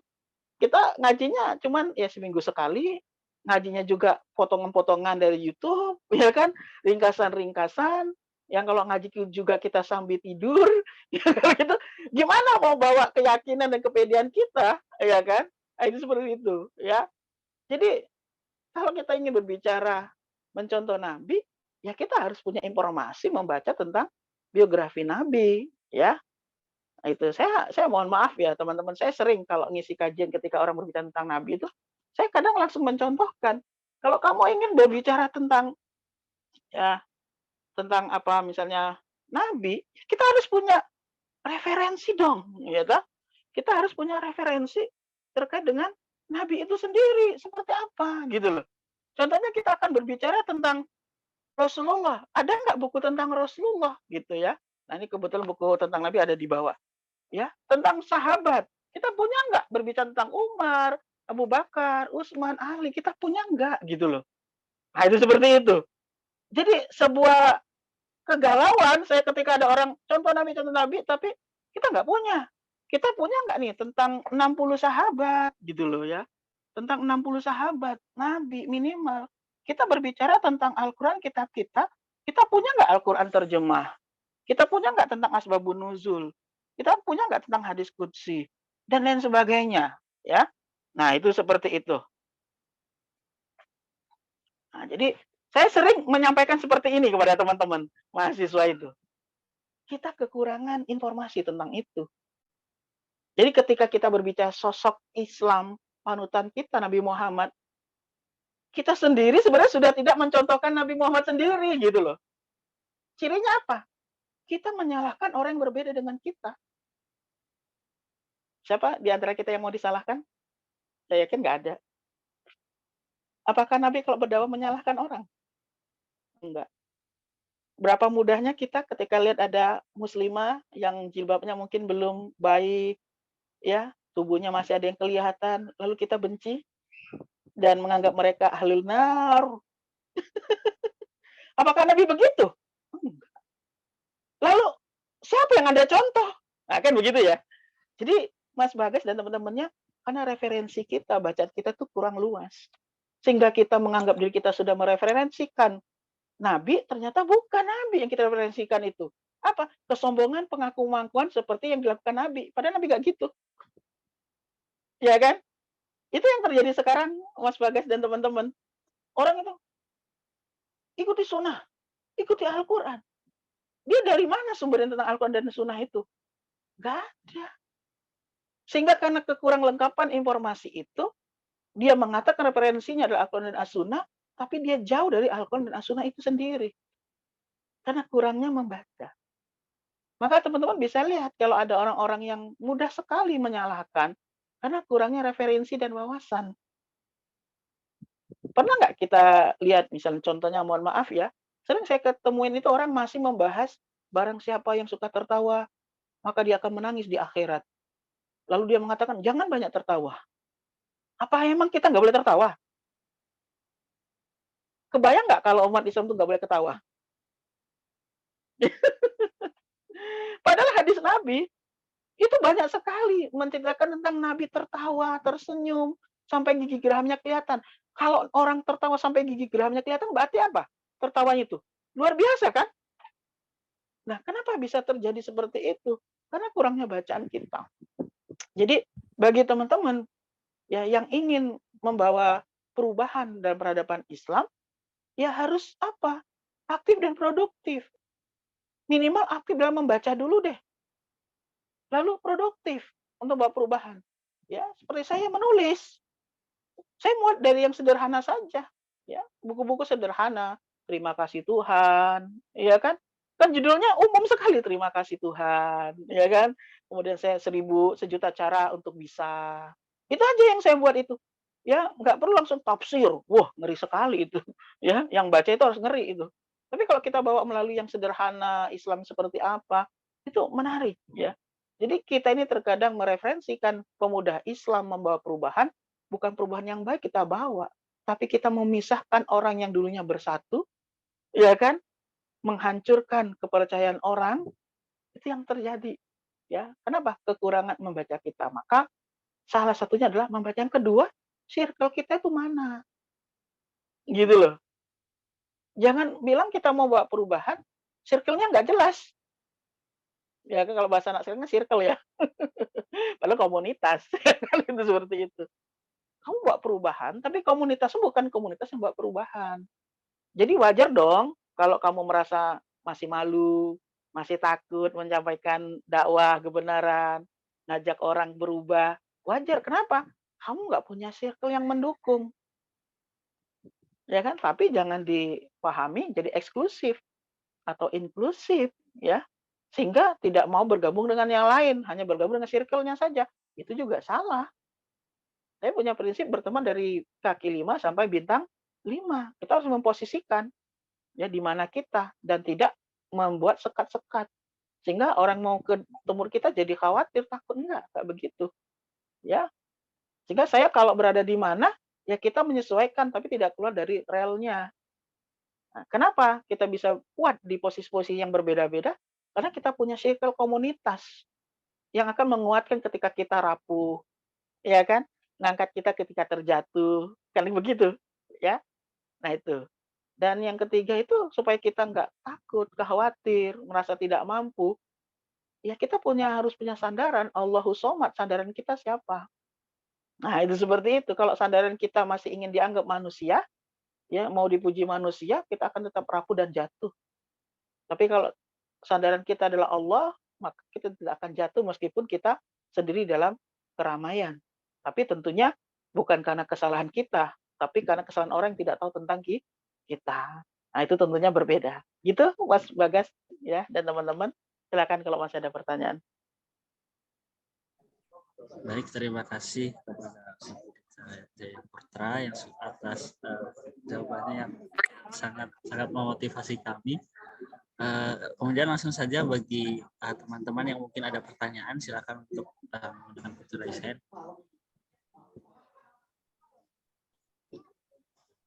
Atau bisa mengetik di kolom chat ya.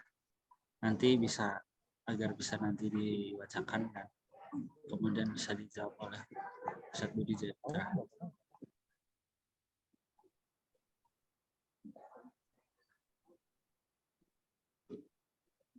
Baik, mungkin bisa ditunggu 2 menit mungkin untuk menunggu teman-teman yang ingin bertanya.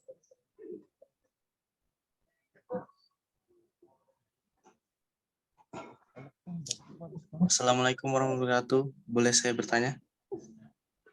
Waalaikumsalam warahmatullahi wabarakatuh. Waalaikumsalam warahmatullahi wabarakatuh. Saya mau bertanya, Pak. Ya. Kalau misal kita ngajak teman mau beribadah, tapi temennya itu kayak nganggap sombong gitu, gimana itu solusinya?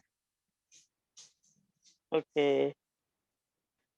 Jadi kayak Baik. kita tuh mau ngajak berbuat baik, tapi seakan-akan dia malah nganggapnya kayak menyombongkan diri, seakan kita yang paling berbuat baik gitu. Itu Ya. Ya, terima kasih. Ya. Dari mana? Moderator langsung dijawab. Ya, mungkin bisa langsung dijawab, silakan. Oke. Baik ya, terima kasih Mas Rizky. Memang kita sering merasa khawatir ya ketika mencoba mengajak kepada kebaikan ya kepada orang-orang terdekat kita ya. Masa khawatir karena apa? Seringkali yang diajak itu bukannya menerima dengan baik, tetapi malah menganggap kita itu yang sok suci, ya kan? Kemudian juga, kamu itu seperti ini, padahal kamu juga belum baik, kamu sombong sekali, dan lain sebagainya. Teman-teman, apa yang kita alami seperti tadi, itu juga dialami oleh Nabi kita, Nabi Muhammad SAW, dan para sahabat, ya kan? Apa kurang baiknya Nabi dengan cara dakwahnya? Tapi tetap saja, di Mekah 13 tahun pengikutnya sedikit, dibandingkan ketika Nabi sudah hijrah ke Madinah. Artinya, memang hal-hal itu menjadi suatu yang biasa, normal, ketidakterimaan orang terhadap sesuatu yang baru bagi mereka, ya, sesuatu yang mungkin itu bukan menjadi bagian mereka sebenarnya. Nah, itu suatu yang biasa, ya. Nah, lalu bagaimana sikap kita, gitu ya? Dalam Al-Qur'an kan fadzakir innama anta mudzakir. Ingatlah bahwa kamu itu hanya memberi peringatan, ya. Dakwah itu memberi peringatan, mengajak orang, ya, tetapi bukan berarti kita tinggalkan. Nah itu. Jadi kita tetaplah mengajak dia, ketika dia diajak pertama nggak mau, ya jangan terlalu sering kita membuat dia menjadi apa? Menjadi risih, ya. Tapi bukan berarti kita berhenti, gitu, ya. Kita lihat ada momen-momen, ya, itu seperti yang tepat, baru ajak dia melakukan misalnya sholat dan lain sebagainya, ya. Dan saya pernah tuh ngajakin teman sholat, "Yuk kita sholat Jumat, nitip ya." Wah, nitip itu ya. Bukannya malah oke ya atau nanti aja besok saya sholatnya, enggak, nitip ya. Itu kan sebenarnya penyepelean sekali ya. Masa sholat bisa dititip, teman-teman? Ya tapi kita nggak usah marah ya. Memang ada orang yang seperti itu jawabannya, ya kan? Nah, dan ingat bahwa hidayah itu bukan dari kita hanya mengajak saja dan mengingatkan. Ya, maka sikap kita ya kita anggap itu sebuah usaha saja dan belum berhasil, tapi tidak harus berhenti, ya. Bahkan saya di sekolah dulu, waktu saya sekolah itu, karena saya lihat teman-teman ini belum tertarik untuk sholat, ya kan, maka saya ketika azan zuhur itu, saya izin sama guru, "Bu, izin mau sholat." "Oh iya silakan Budi," saya izin. Karena saya yang mengawali, akhirnya teman-teman lihat, "Oh boleh toh izin untuk sholat." Akhirnya pada ngikut tuh. Walaupun ada juga yang error, izin untuk sholat tapi nggak sholat. Gitu ya. Keluar, Bu izin sholat tapi nggak mampir ke masjid musola itu nggak. Malah main ya toh. Teman-temannya pulang dari musola, masuk kelas dia ikut di belakang kayak gitu ya. Dan dia jadi satu-satunya orang yang sholat wajahnya nggak cerah. Kenapa? Nggak wudhu. Kan gitu ya. Nah itu. Lalu apa sikap saya waktu itu ketika tahu kayak gitu? Ya saya biarkan dulu. Nah, terus ketika sudah istirahat, saya guyonin, ya saya ajak bercanda. Kamu tadi sholatnya di Arab ya?" "Enggak, saya sholatnya di musola." Padahal saya tahu dia nggak sholat. "Kok bisa kamu bilang saya sholat di Arab?" "Ya karena kamu habis sholat wajahnya langsung kering. Kan di Arab panas." Kayak gitu. Jadi dia pikir, "Oh iya," gitu. Nah, ternyata apakah dia langsung mau sholat besoknya? Enggak, dia akali. Izin juga, terus mukanya dibasahin gitu. Jadi pas masuk kelas sama-sama basah muka kita kan masih kelihatan segar gitu. Dia kalinya juga gitu. Nah, terus saya lihat, "Wah, kamu wudunya keren. Kenapa? Masa kita ini sudah kering tapi memang segar, tapi kamu wudunya masih basah?" Gitu gitu. Kan orang kalau habis wudu sholat kan nggak mungkin masih basah ya. Nah itu, dia mikir lagi. Sampai besok diakali. Diusap-usapnya, terus dilapnya pakai apa, sapu tangan ya. Dulu masih musim sapu tangan bukan tisu ya. Sapu tangan itu. Dia bilang, "Wah, kamu keren sekali. Kenapa lagi?" Katanya itu. Karena dia mikir, "Kok saya tahu terus?" Gitu. Saya bilang, "Kamu hebat sekali ya." Itu. "Hebatnya di mana?" Dari kemarin dibilang hebat-hebat. "Iya, kamu hebat. Kamu sholatnya bisa terbang." "Kok bisa terbang?" "Tadi saya nggak lihat kamu di musola, tapi kamu katanya sholat." Di situlah dia terdiam. Wah, ternyata ada yang memperhatikan ya. Nah, akhirnya dia besoknya ikut ikut sholat. Nah, itu seperti itu. Jadi, teman ternyata bukan hanya saja kita mengajak orang, tapi ada rasa cinta kasih sayang dan metode yang tepat. Ya, metodenya apa? Terus mengajak, terus memberi contoh, jangan lupa ada cinta di sana, kasih sayang di sana, ya, sehingga mereka tidak merasa sakit, mereka tidak merasa dihinakan, mereka tidak merasa jauh dari apa yang diharapkan orang, ya, dikecilkan dan dianggap rendah, itu sangat penting sekali, ya. Tapi Islam itu ya, sampaikanlah dengan cara yang nikmat, ya, santai, ya, sehingga orang bisa merasakan Islam itu memang indah, bukan hanya sebuah ungkapan saja, tapi dirasakan. Nah, itu dia menjadi sahabat saya sampai sekarang, ya. Dia ingat betul bagaimana cara saya dulu ya menegur dia ketika dia menipu izin sholat padahal nggak sholat. Itu seperti itu, ya. Dari guyonan saja, nggak usah, "Kamu bohong ya?" Kita udah tahu dia bohong, dia juga tahu dia pembohong, ya kan? Tapi kita nggak kasih tahu, pura-pura nggak tahu. Kita puji-puji aja, "Kamu sholatnya di Arab ya? Kenapa kok gersang ya, panas langsung kering," gitu-gitu. Nah, itu temennya. Jadi, teman-teman teruslah untuk mengajak kepada kebaikan, tapi jangan lupa ya, ada cinta dan kasih sayang di dalamnya, dan tidak kalah penting adalah metode cara penyampaian yang menggembirakan, bukan menyengsarakan. Seperti itu. Nah, baik Ustaz, mungkin itu bagi jawaban dari pertanyaan yang tadi sudah disampaikan oleh teman kita. Baik, menuju ke pertanyaan selanjutnya, mungkin ada teman-teman yang mungkin ada pertanyaan dan ingin ditanyakan?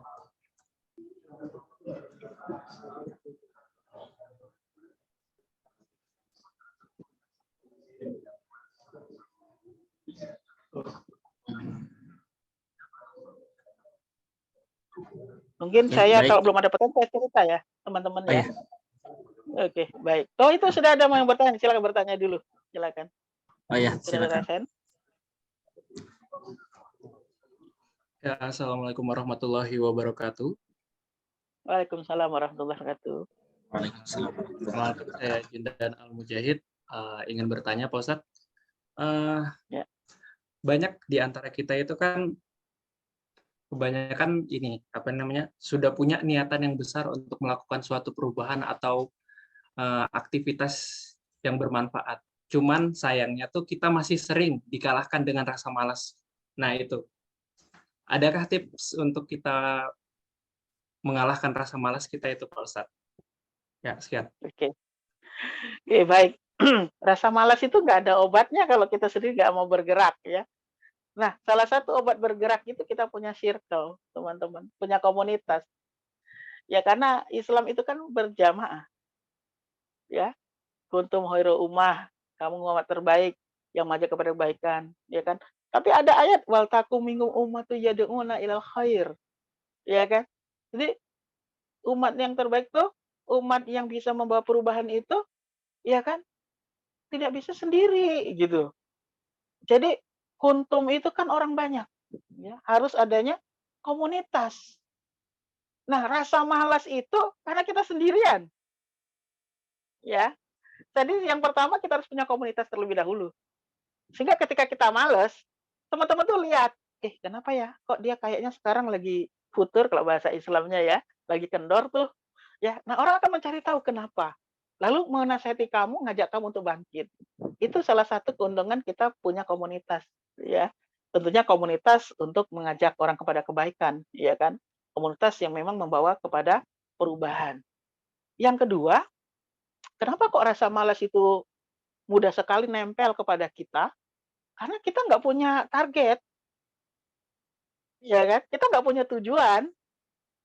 Target dan tujuan itu penting, ya. Target dan tujuan itu sangat penting sekali, teman-teman. Kalau teman-teman punya target dan tujuan, aktivitas itu betul-betul diatur, ya. Itu seperti itu. Jadi aktivitas itu betul-betul diatur, teman-teman, ya. Banyak orang itu kenapa malas? Karena memang nggak ada yang harus dikerjakan, gitu. Kan begitu. Nggak ada punya target. Contoh misalnya teman-teman ya, punya target nilainya minimal A, misalnya kan. Nah itu kan target tuh. Tujuannya apa? Agar cepat lulus. Kira-kira nih teman-teman, kalau ada tugas, itu segera dikerjakan apa menunda? Mesti inginnya segera dikerjakan. Ketika mengerjakan tugas, itu inginnya maksimal atau minimal? Ya maksimal. Kenapa? Karena punya target dan punya tujuan. Nah, itu seperti itu. Nah, circle kita tadi bisa membantu enggak akan target dan tujuan kita. Nah, kalau bisa itulah yang menarik. Ya, itu seperti itu. Maka kita tidak akan menjadi orang yang malas. Itu seperti itu. Mau mengajak orang kepada kebaikan lalu futur. Ya kan, lemah, turun keimanannya. Kemudian aktivitasnya jadi turun. Kalau orang punya circle yang bagus, teman dakwah yang ingin sama-sama membawa kepada kebaikan, mesti kita akan dinasehati. Nah, itu begitu. Kita punya target akan menjadi apa? Ya, akan menjadi penyemangat kita dan doa. Nah, itu seperti itu. Nah, yang ketiga, tidak kalah pentingnya, teman-teman, setelah kita memiliki komunitas, punya target dan tujuan yang jelas, kedekatan kita dengan Allah itu juga harus dibangun. Itu begitu. Karena senjatanya orang beriman itu, senjata seorang muslim itu adalah doa. Ya, berapa banyak kita itu lemah, ya, futur, jatuh, sehingga menjadi sebuah kemalasan yang menjadi sebuah monumen, ya kan? Nah, kenapa? Karena kita komunikasi hubungan dengan Tuhan itu sangat rendah. Itu begitu. Tapi kan Allah itu maha tahu, Ustaz. Betul, Allah maha tahu. Tapi Allah tidak akan melakukan sesuatu kalau hambanya saja tidak mau. Ya kan? Kenapa? Allah tidak akan mengubah nasib satu kaum. Ya kan? Hatta Ya, yughayyiru ma bi anfusihim, sampai mereka mau mengubah dirinya sendiri. Nah, itu seperti itu. Jadi ketika kita punya circle yang bagus, komunitas yang bagus, kita punya target dan tujuan yang jelas, kita dekat dengan Sang Pencipta, maka rasa malas itu minimalisir, ya. Tidak mengisi hidupan kita secara menyeluruh. Ya kalau kita cuma sekali, misalnya kalau ibarat orang lari istirahat di jalan sebentar lalu jalan lagi, itu suatu yang normal, ya kan? Itu bukan berarti kita langsung berhenti di sana dan berakhir, gitu, seperti itu. Nah, maka teman-teman, ya, yang terakhir tidak kalah pentingnya juga, yang keempat itu salah satu firman Allah yang menjadi pegangan saya, ya, selalu saya ingat betul. Ya, kul hal yastawi allazina ya'lamuna wallazina la ya'lamun. Apakah sama orang yang mengetahui dengan orang yang tidak mengetahui? Jadi kita harus menambah, merefresh pengetahuan kita, ya, menambah wawasan kita. Jangan kita berhenti dengan apa yang sudah kita miliki terkait dengan pengetahuan. Ya, saya sering ditanya, apa yang selalu Ustadz lakukan dan rutin diikuti untuk menambah refresh keilmuannya, wawasannya? Saya selaku dosen, itu setiap semester, itu selalu ikut yang namanya pelatihan public speaking, teman-teman. Ya. Padahal saya juga trainer public speaking. Kemudian saya selalu ikut bagaimana cara menulis karya, baik fiksi maupun non-fiksi, setiap semester. Ya, jadi sertifikat saya tuh banyak sekali terkait itu. Ya, kemudian yang ketiga, saya selalu berusaha mencari kelemahan saya dan menutupi kelemahan itu dengan ilmu pengetahuan. Apa? Nah, itu seperti itu. Keahlian apa yang baru yang bisa saya lakukan? Sehingga ya kita selalu tambah wawasan. Ya, kalau biasanya kita grade-nya itu C, kita naik, terus naik, terus naik, terus naik. Dan menyesuaikan perkembangan zaman. Nah, itu seperti itu. Jadi itu ya, Mas Ibrahim, terkait dengan bagaimana supaya kita tidak malas, ya. Ada 4 tadi, silakan nanti dikolaborasikan. Itu seperti itu. Tapi yang paling cepat itu kalau kita punya komunitas, ya, dan target tujuan. Itu cepat sekali kemalasannya langsung hilang, ya. Atau mau yang pakai baperan, gampang kalau mau baperan. Pasang foto orang tua di tempat yang mudah dilihat. Tempelkan target dan tujuan Anda di tempat yang mudah terlihat. Nah, itu seperti itu. Itu akan menyemangati Anda untuk ya cepat bersemangat meninggalkan rasa kemalasan. Itu yang paling baperan itu. Oke, silakan kalau masih ada yang lain teman-teman. Baik, itu jawaban dari pertanyaan yang tadi.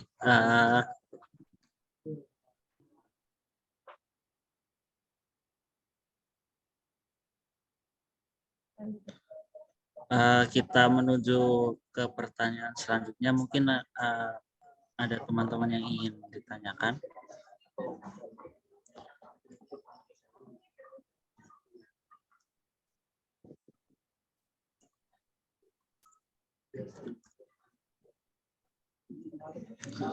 Baik, sambil menunggu, mungkin kita tunggu 2 menit bagi teman-teman yang ingin mempersiapkan pertanyaan. Oke, sambil nunggu mungkin saya kasih saran sama teman-teman semua ya. Karena kita berbicara tentang perubahan nih teman-teman. Kenapa nggak kita mulai dari malam hari ini saja? Kan begitu. Ini teman-teman yang hadir, yang bertahan sampai jam sekarangnya ada 23 kecuali saya. Langsung aja buat circle. Iya kan? Langsung aja buat komunitas. Kenapa harus menunggu lagi? Udah malam ini yang hadir dibuat WA group. Iya kan? Dibuat WA group jadi tempat diskusi. Diskusi tentunya untuk apa? Perubahan. Ini kan satu prodi nih. Iya kan? Kenapa nggak buat komunitas belajar bareng, lulus cepat bareng? Kan begitu. Yang senior ngajari junior terkait dengan materi-materi perkuliahan. Kan kalian kan mengenal dosennya siapa. Iya kan? Nah, kita dulu buat komunitas seperti itu. Satu prodi nih buat, satu angkatan. Iya kan? Oh enggak, kalau satu angkat terlalu kecil, oke, siapapun bisa bergabung. Maka kakak-kakak senior kita yang sekarang disingkat dengan cutting, ya kakak tingkat, itu kita jadikan referensi. Referensi apa? Satu, ya kan? Dosen itu latar belakangnya apa dan seperti apa kalau mengajar. Sehingga kita punya manfaat, besok siapa nih dosennya? Si A, B, C, D. Ada 12 nih dosennya besok. Bagaimana karakternya? kakak tingkat bertanggung jawab memberikan informasi itu. Sehingga ketika kita masuk di perkuliahan itu, kita bisa menyesuaikan diri dengan dosen itu. Kebayang nggak kalau dosennya senang dengan mahasiswa? Nilai A itu mudah, gitu ya. Karena kita sudah tahu nih, dosennya mau ngapain, kayak gaya belajar seperti apa, kalau ngasih tugas seperti apa. Ya kan? Itu minimal yang bisa didapatkan kalau malam ini teman-teman buat komunitas. Oke, buat grup kita komunitas. Ada kakak tingkat, tanggung jawab tuh ngasih informasi. Ya kan? Yang ada lulusan pesantren atau ilmu agamanya bagus, menjadi penasehat untuk ibadah rutinitas Islami. Iya kan? Kak, aku sholatnya merasa belum bagus nih, gimana nih? Jangan malu, ayo belajar sholat. Iya kan gitu. Kak, aku ngajinya nih gimana? Ayo ngaji. Itu seperti itu. Kebayang nggak nih teman-teman? Aspek rohaninya jalan, jasmaninya jalan. Itu minimal 2 itu. Kalau teman-teman kembangkan lagi, ngaji kita jangan cuma kemarin aja. Yuk kita lanjut. Aduh, kita nggak punya ini nih, kekuatan untuk mengundang ustadz nih. Mungkin kita merasa gimana-gimana. Udah, nggak perlu kamu datangkan ustadz. Yuk, di masjid Kiai Ahmad Dahlan UMY itu ada kajian ba'da zuhur. Yuk, yang nggak ada kegiatan, merapat ke sana. Duduk cari kita, ngumpul jadi satu. Untuk menguatkan. Gitu loh. Buat sudut di mana? Kita selalu sholat nanti di sana. Kalau kumpul sudutnya di sana. Nah itu gitu. Menarik teman-teman itu. Iya kan? Yuk ada evaluasi mingguan. Mudah kan? Itu seperti itu. Menjadi agen perubahan Al-Kahfi, Sahabul Kahfi tadi. Ya kan? Kemudian berpikir positif. Kemudian aksi. Ya kan? Kemudian teman-teman berkarya. Kemudian teman-teman menjadi sosok yang berwibawa. Bisa dibuat tuh dengan komunitas tadi. Nggak usah lama-lama, malam ini bentuk. Ya kan? Share, langsung panitia WA group. Ya kan? Nah, mau kasih nama bisa, Pemuda Kahfi. Kalau mau pakai nama, ya kan? Itu, atau Pemuda Baper. Nah, kan bisa aja. Grup apa nih? Grup Baper, bawa perubahan. Itu langkah mudah. Jadi teman-teman, ketika kita pengen perubahan, jangan nunggu lama. Udah malam ini buat. Itu usulan saya. Oke, terima kasih. Baik, Ustadz, terima kasih atas pesan-pesannya, jangan dan nasihatnya, dan pastinya itu sangat berguna bagi kami, bagi keberlangsungan kami sebagai seorang pemuda. Oke, karena ada yang raise hand, mungkin Saudara Alfian Rizal bisa silakan mengutarakan pertanyaannya, silakan. Assalamualaikum Ustadz. Mohon maaf ini Ustadz belum bisa on cam karena ada kendala. Oke. Ustadz. Gini Ustadz. Jadi insya Allah dari teman-teman ini saya rasa mungkin pengen bawa perubahan Ustadz. Nanti walaupun bukan dalam dirinya, tapi mungkin Indonesia pun juga mau dia ubah gitu kan. Siapa tahu ada yang mau jadi DPR, ada yang mau jadi pemerintah mungkin, atau mungkin ada cita-citanya macam-macam kan Ustadz. Tapi ada tapinya nih.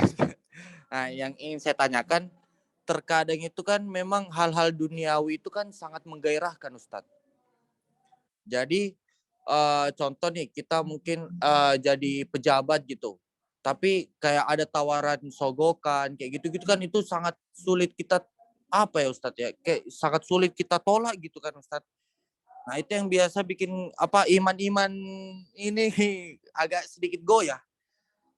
Nah sekarang yang aku pengen tanyain Ustadz, kira-kira tips and triknya agar supaya nanti tidak tergiur lah dari hal-hal yang berbau duniawi ini Ustadz. Terima kasih.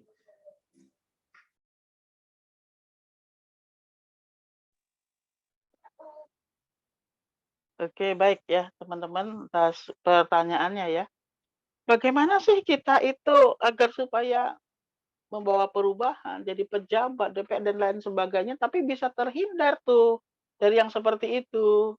Ya, teman-teman, seperti yang saya awali tadi, kita kekurangan referensi gitu loh. Kita kekurangan referensi tokoh-tokoh yang bisa terbebas dari korupsi. Kan begitu? Ya, teman-teman pernah baca nggak bagaimana kisahnya Presiden Turki sekarang, Erdogan? Ada yang pernah baca?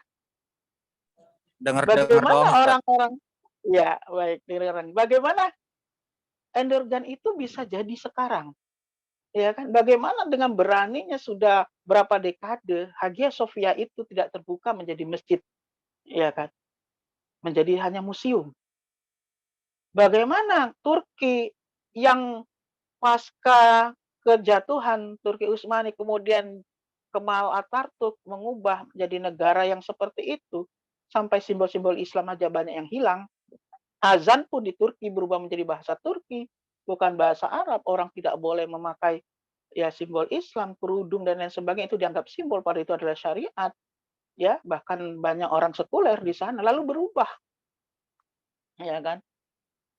Bahkan Erdogan tidak terlepas dari yang namanya percobaan untuk apa? Kudeta. Dan yang mengkudeta nggak main-main tentara. Tapi dia mampu ya menarik perhatian warganya yang membela. Sehingga tentara tidak bisa mengkudeta Erdogan saat itu. Ya. Nah ini kenapa? Kenapa kok sosok Erdogan begitu dicintai? Karena terbebasnya dari korupsi, terbebasnya dari nepotisme dan lain sebagainya.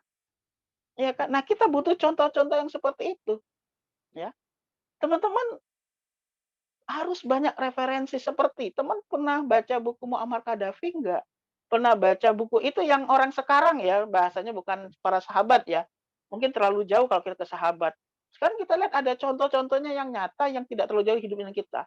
Ada Saddam Hussein, ada Muammar Gaddafi, ya kan? Kenapa mereka bisa begitu dicintai rakyatnya? Ya kan, kejatuhan mereka dalam sejarah bukan karena tidak dicintai rakyat, tapi adanya fitnah dari orang-orang yang ingin menjatuhkan negara itu. Dan itu Islam semua. Ya kan? Itu seperti itu. Nah, ini yang kita butuhkan. Bagaimana karakter mereka? Ya kan? Ketika menjadi seorang pemimpin, pejabat. Kenapa? Karakter 4 sifat Nabi itu mereka ikuti. Karena mereka mendapatkan informasi yang benar. Ya. Bagaimana merepresentasikan sidik, amanah, tablik, fatonah itu.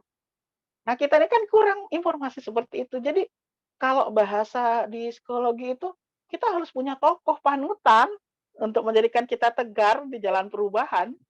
Gitu loh. Kalau bahasanya gitu kan misalnya, wah Nabi saja dihina, diejek, apalagi saya. Nah, itu kan menjadi tokoh panutan. Ya kan? Kalau teman-teman jadi birokrat, cari tokoh birokrat yang menjadi panutan itu siapa? Bagaimana sepak terjang dia di dunia yang penuh dengan korupsi nepotisme ini?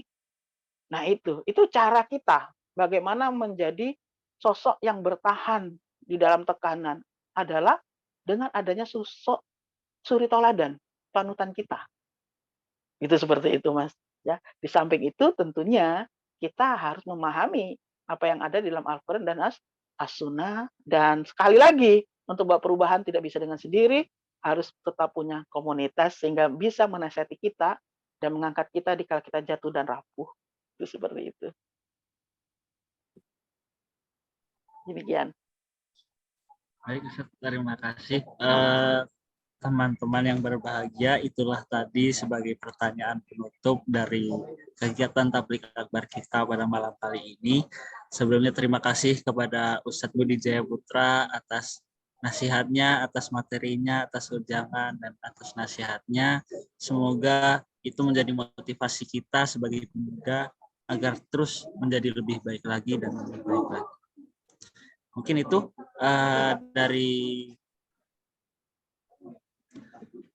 itu dari saya, dari kami.